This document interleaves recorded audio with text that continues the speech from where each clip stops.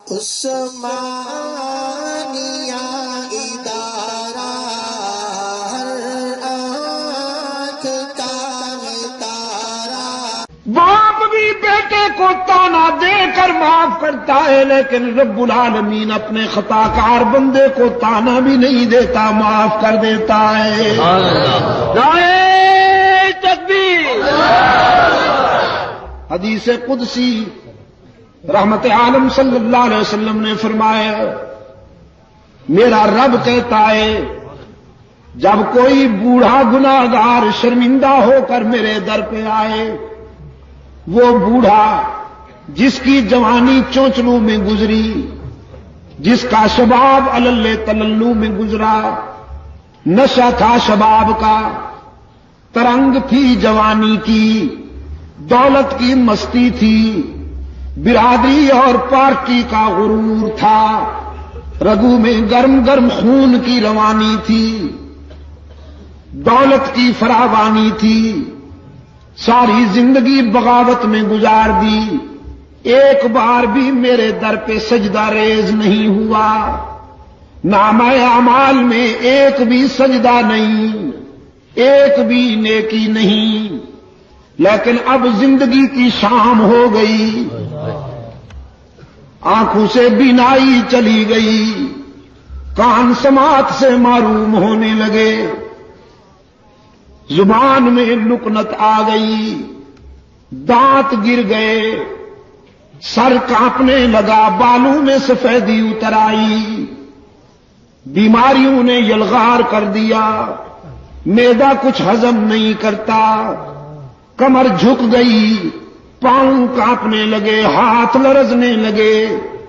اولاد نے بھی نگاہیں پھیر لی، لوگوں نے بھی رخ پھیر لیا،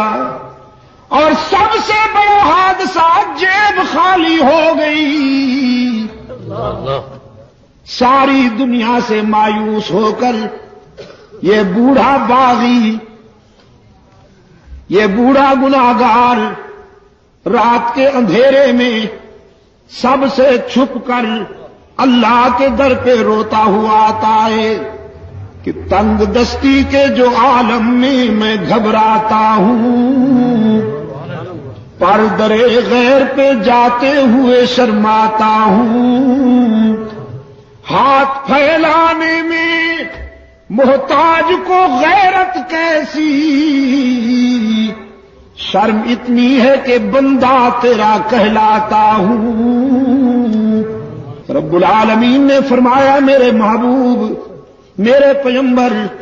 بہت اچھی طرح جانتا ہوں اس بوڑھے کو، اس کے ماضی و حال کا ایک ایک نقش میرے سامنے ہے،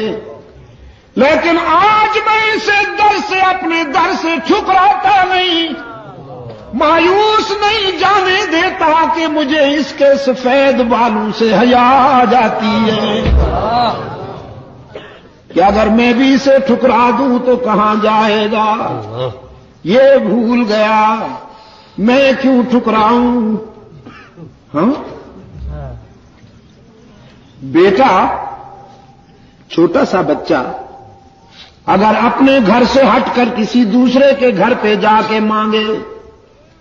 پڑوس کے دروازے پہ کھڑے ہو کر مانگنے لگے، تو پھر ماں یہ تو نہیں کہتی کہ جاؤ اسی گھر میں رہو، تم نے ان سے مانگا کیوں، ان کے دروازے پہ گئے کیوں؟ ماں آتی ہے،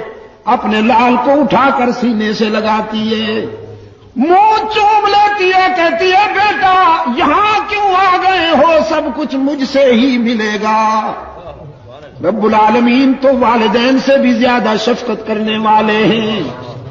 والدین بھی اپنی اولاد پر اتنی شفقت نہیں کر سکتے جتنا محمد کا خدا اپنے بندوں پہ شفیق اور رحیم ہے۔ بغیر کچھ لیے سب کچھ دینے والا کون؟